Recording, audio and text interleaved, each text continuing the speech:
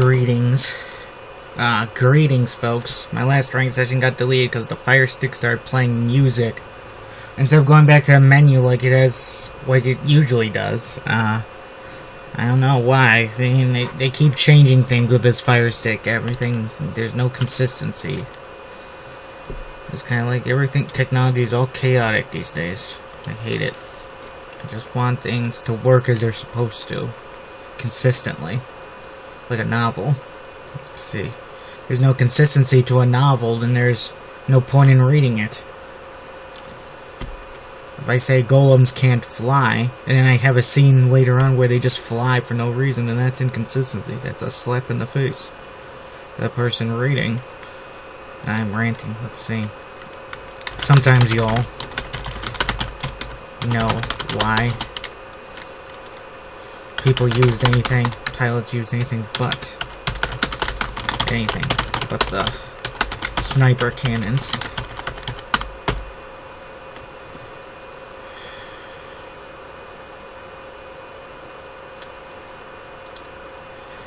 Since they were the best. Just a second, folks.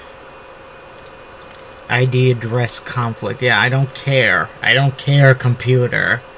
It's irrelevant. I wish there was a saying that you could just stop stupid messages like that from popping up. You know, why does everything have to be headache-inducing to these days? I remember when I was a little lad, computers worked fine.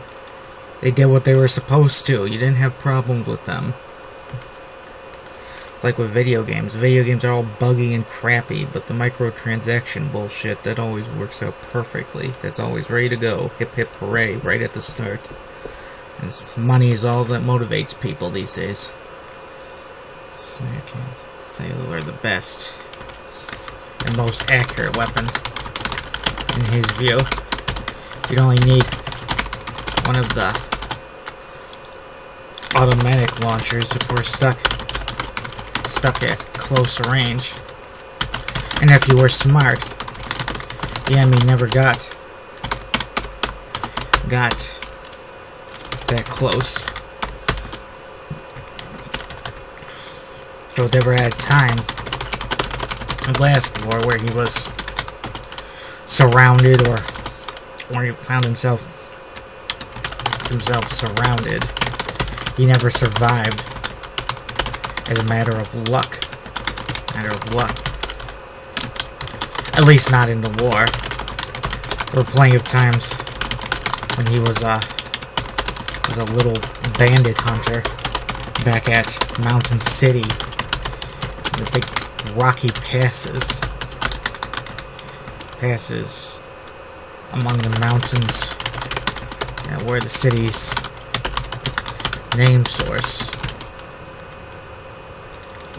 namesake. I should use name source. That does sound kind of like some kind of Game of Thrones alternate naming thing. Mountains. Should be one mountain by Mountain City if a city is called Mountain City. And if it doesn't imply one mountain, but Mountains City doesn't sound too good. Mountains City, like that almost sounds good, but no. He should have ended up in an early grave back then, buried along some road like countless other people who ended up dead on those mountain passes. Funny enough, a few of those people actually fell victim to the treacherous, unsafe roads. Is treacherous and unsafe the same meaning? Perfidious, what the hell is that? Sounds like the name of a Greek philosopher. Perfidious.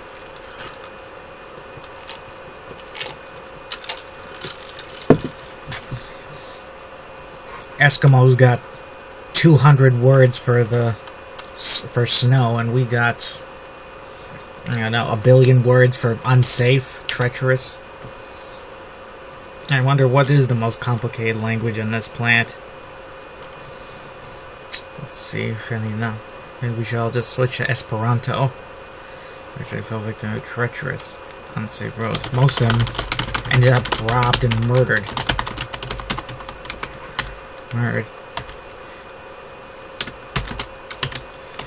The first 100mm round tore through the closest of the enemy golems like a laser blast, ripping through him, exploding his backside out. Somewhere in that fire and ruin and shrapnel was the corpse of the pilot, or whatever was left of him. Probably just a few bits of charred bone with some black flesh stuck to it. Petrified flesh. Long live the Emperor. Long live the Emperor. Yol said. It was something he said.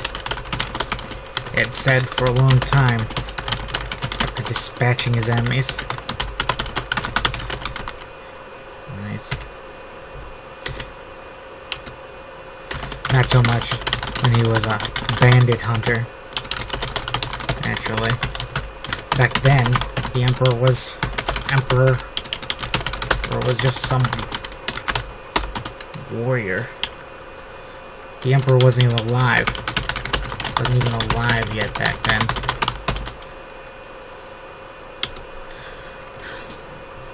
Back then, it was it would be a long time after Yol's childhood. It wasn't until long after Yol's childhood, when he was a grown man, that the Emperor rose up. And back then, he was some kind of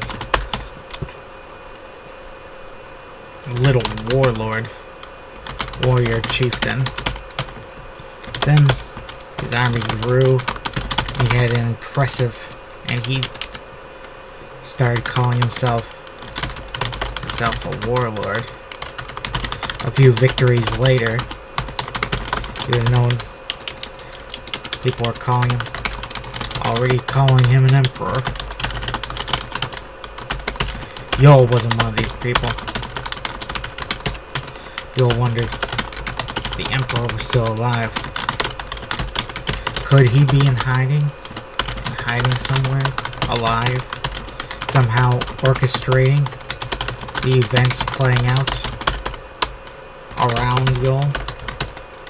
Yol did feel like he was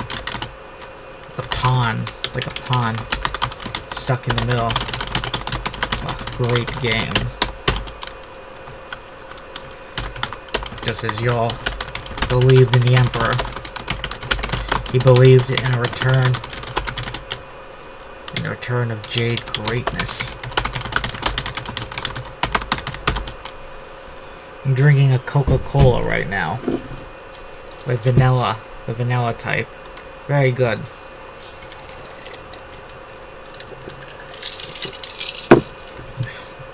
I wonder why people... They should have made that the new Coke. It's pretty good. I should have just made that the Coke. Regular Coke tastes to me like it's missing something. Very bright and sunny outside. Tomorrow we're getting leak effect snow though. Tomorrow is Thursday, I think. Most of the week already gone. Amazing. This is you won't believe. Yol took aim at the second enemy golem, who had stopped in his advance, took to one knee and was scanning the area for the shooter. He couldn't have been one of those golems that got away. This was some new... Those guys moved like pros. This guy was some green fella Probably taking his golem out in combat for the first time. First and last time. Joe muttered piteously.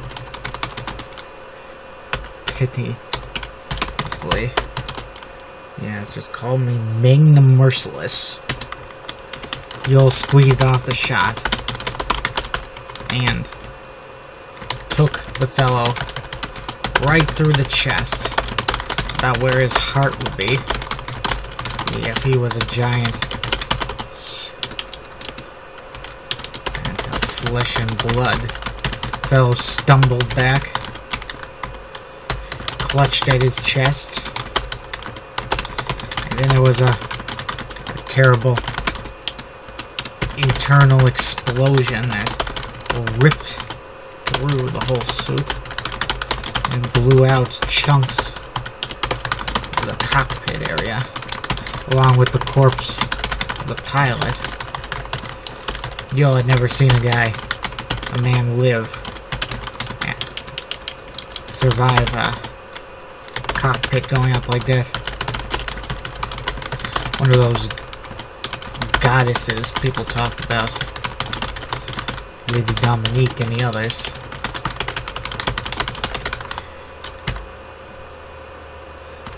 Probably wouldn't have survived that.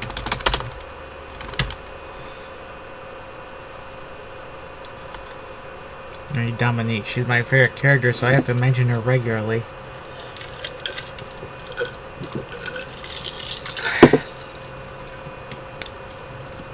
She's not going to appear in this chapter, but her presence is always felt.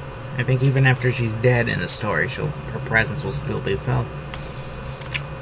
Not that I plan to kill her, at least not in this universe, these stories yet. Let's see, youngest of the pilots on there, let's see. The vet guys went somewhere else, you all muttered. Got up to relocate. The vet pilots I was referring to, Carlos Koenig and Vince Pembroke, were both in cover.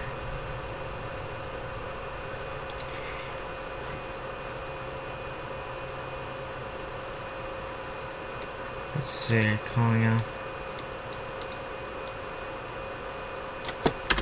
We're both in cover behind the object of the enemy, the Frosto facility. Frosto. Is that cat? That's the first time I referred to it.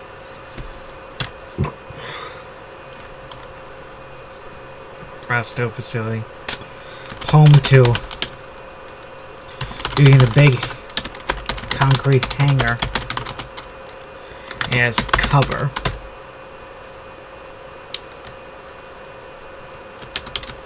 The big hangar-like building was a good shield, and it took many enemy shells without complaints. The nuclear weapons were all stored deep underground, so the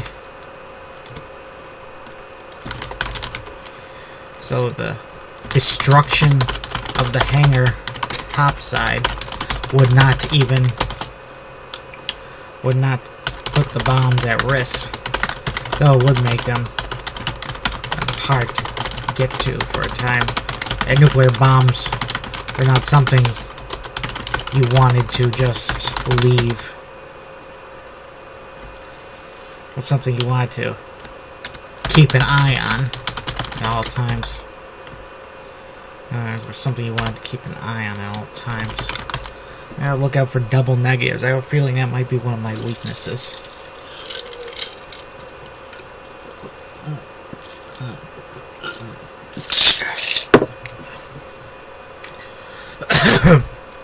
Hopefully I'll get some good editors someday that'll be able to find all these errors that I'm clearly missing.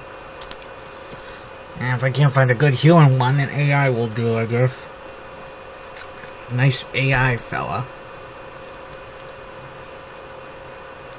They got an AI that can write books now, but I wonder why you would need such a thing. Why? I mean, make robot surgeons first, because humans are too bad at their jobs. I've had too many members of my own family get killed and fucked up by surgeons, who are supposed to be smart people, like you see in the TV shows, but they're all fuck-ups. Everyone we've ever met. Fuck up, fuck up, fuck up. It's unbelievable and tragic, too. Sometimes these people deserve to be ruined, in my opinion, by lawsuits, because, well, you come to these people expecting them to do a decent job, and instead they almost kill you at best.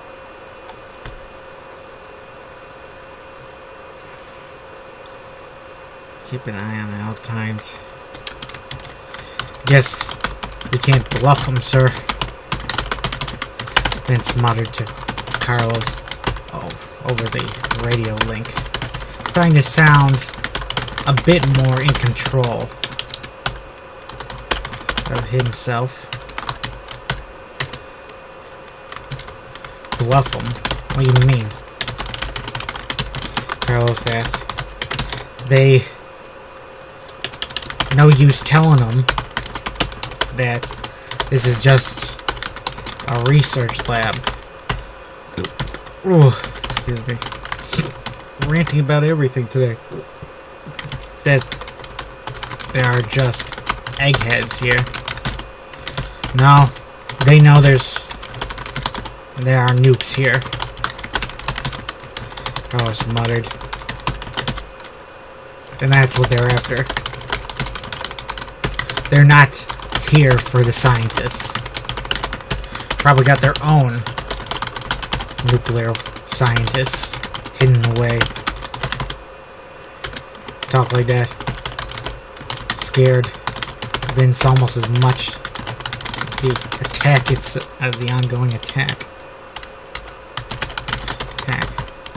Almost. They got nukes. Nuclear scientists. Why do they need to steal our nukes? Carlos asked. Vince asked. Keep having this problem where I have characters talking to themselves. It's like they're insane.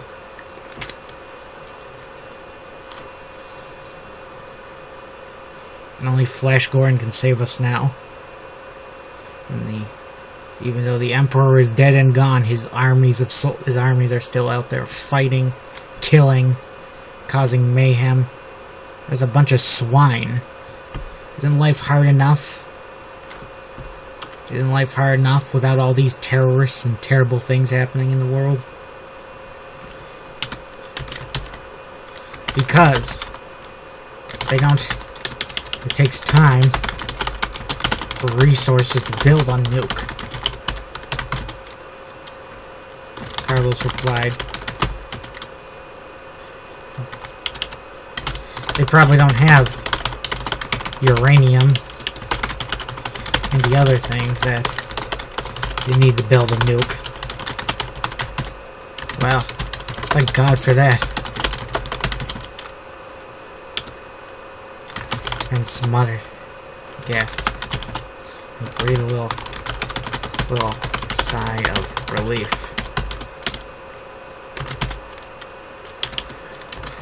Like there was no threat at all anymore. Not anymore. That Carlos had saved him. Saved the day. Carlos had completely dissolved is here. Here's like a powder and water. Powdered like sugar and tea.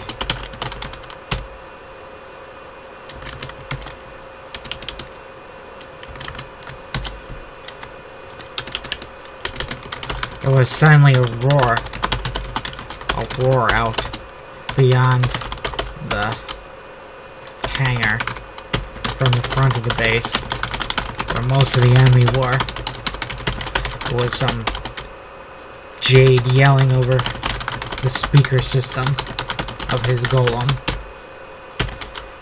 speaking in heavily accented English for the Emperor. He yelled, "For the Emperor." Others yelled, some of whom didn't sound like the Jade. Like Jade. Or the Emperor. Does that cap? Okay, I better end here, folks, before the flash drive goes crazy or something. See you later, folks. Auf Wiedersehen.